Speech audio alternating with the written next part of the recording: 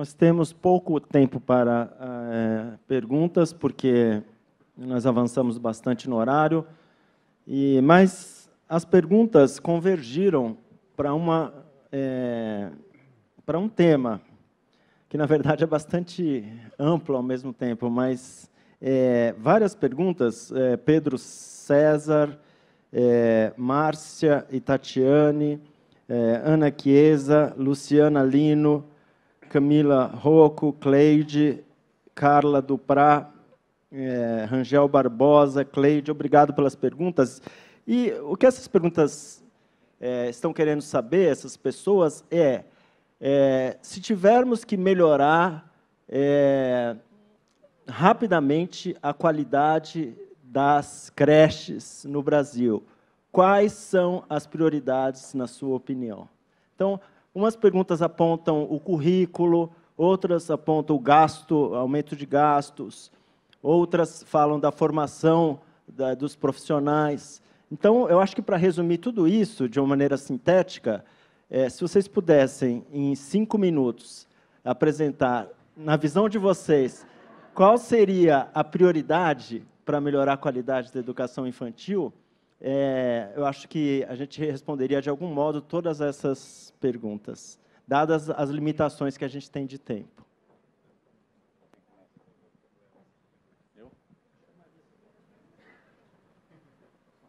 Bom,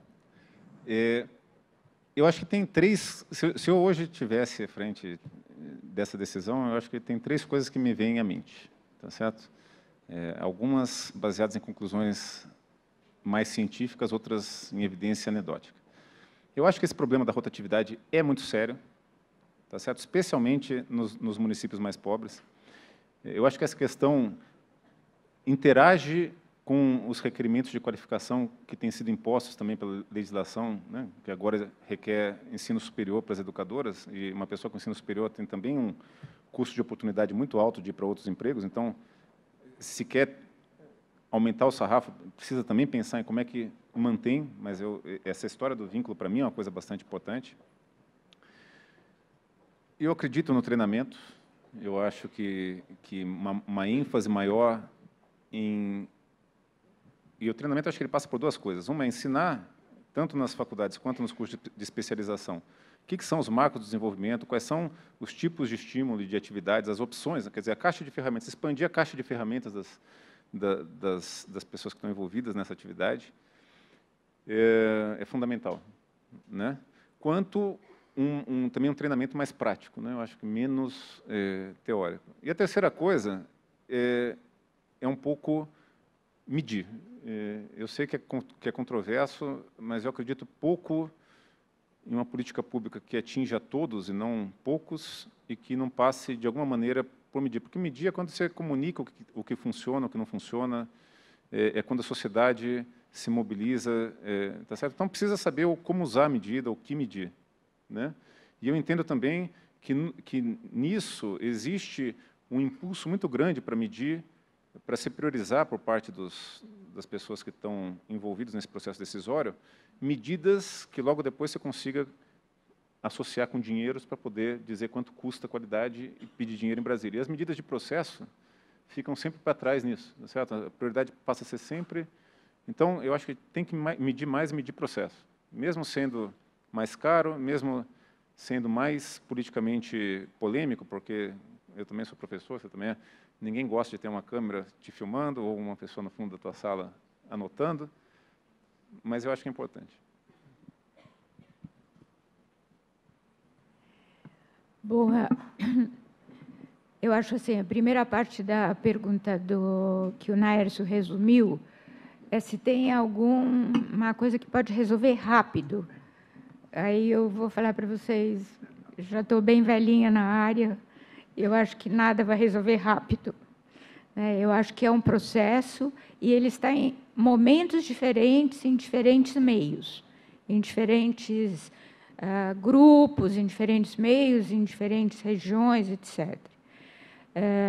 Nós fizemos também, há alguns anos, uma pesquisa sobre a gestão da educação infantil em capitais, tanto a gestão das unidades como a gestão municipal. E como nós temos sistema quase totalmente municipalizado, essa gestão municipal ela tem muito impacto sobre decisões estratégicas que são tomadas e que afetam a qualidade da educação infantil. E aí a gente vê alguns problemas que são problemas de natureza política institucional no Brasil. Primeiro, uma das capitais que nós analisamos, no período de um prefeito, tinha trocado 11 vezes de secretário da educação.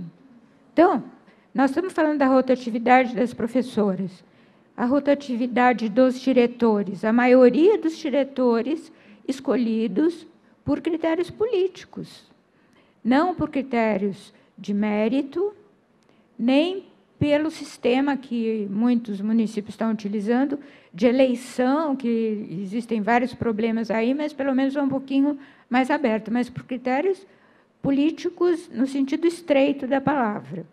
Então, ali a gente já tem várias limitações. A questão do financiamento, que no Brasil teve um avanço muito grande com a introdução do Fundo de Educação Básica, chamado Fundeb, que é um sistema que atrela o financiamento ao número de matrículas, então ele já conseguiu equalizar um pouco algumas desigualdades no nível dos estados, mas não no nível nacional.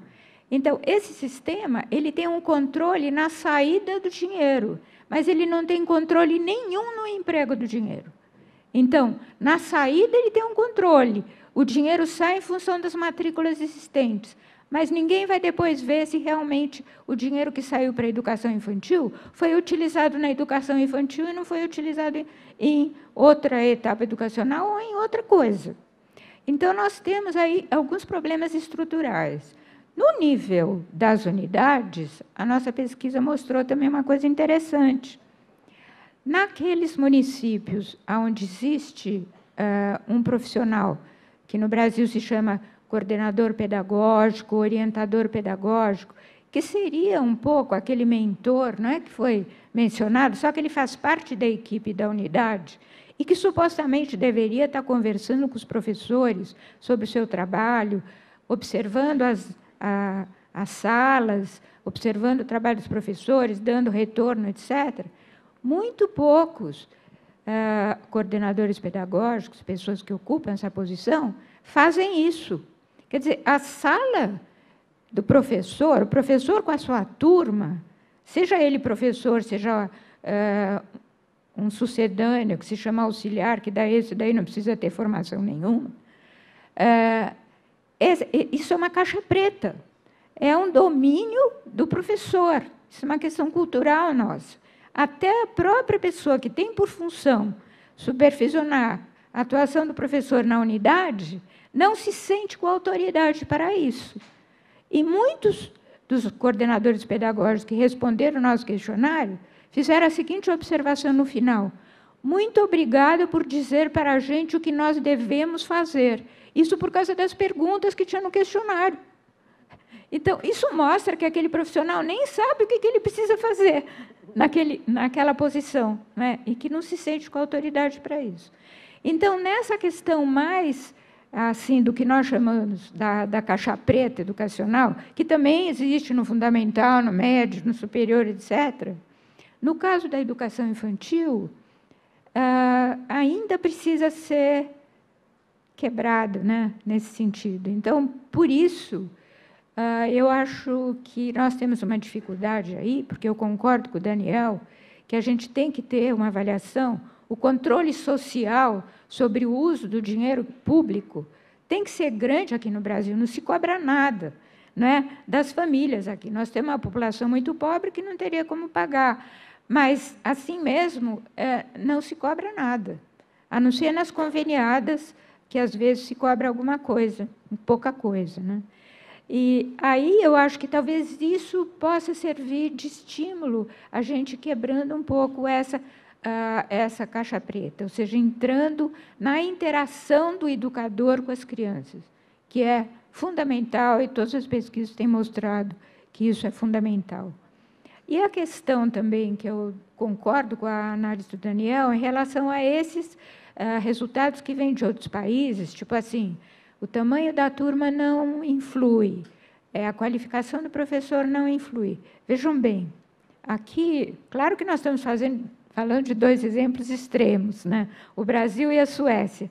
Mas aqui em São Paulo, até o ano passado, a turma de pré-escola, 35 crianças com um professor.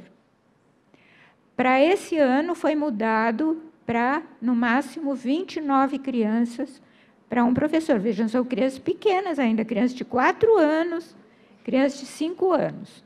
No caso da creche, é menos criança, mas o que acontece? Tem um engano aí, que é muito comum nos sistemas brasileiros. É o que eles chamam de agrupamento, mas não significa que numa sala só existe um agrupamento. Então, numa mesma sala, você pode ter 2 até 3 agrupamentos, como aqui ocorre, aqui na cidade de São Paulo, de um professor, digamos, com 10 ou 12 crianças de 0 a 3 anos. E o que ocorre? As pesquisas têm mostrado isso também. Os adultos interagem entre si.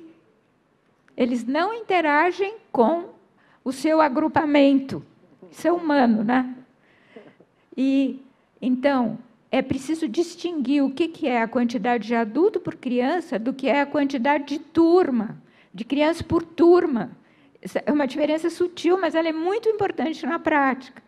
Então, a gente vê que são muitos elementos em jogo, alguns mais estratégicos que você pode incidir através de políticas, e aí a gente cai no problema da segmentação, da municipalização, porque os municípios têm autonomia no Brasil, né? Os municípios não são obrigados a fazer nada, não é? Você tem que induzi-los a fazer algumas coisas, e também a questão de que você tem múltiplos fatores, alguns estratégicos e outros muito sutis, muito de qualidades nessa caixa preta do adulto e as crianças que ele se ocupa. Obrigado, excelente. Muito obrigado pela concisão para responder uma questão tão difícil. E nós recebemos mais perguntas, infelizmente não vai haver tempo de debatê-las aqui, mas, na medida do possível, elas serão respondidas através da internet. Então, eu agradeço novamente o Daniel Santos, a Maria Malta, pelas excelentes exposições e debates. Agradeço a todos pela presença e encerramos aqui esse painel. Obrigado.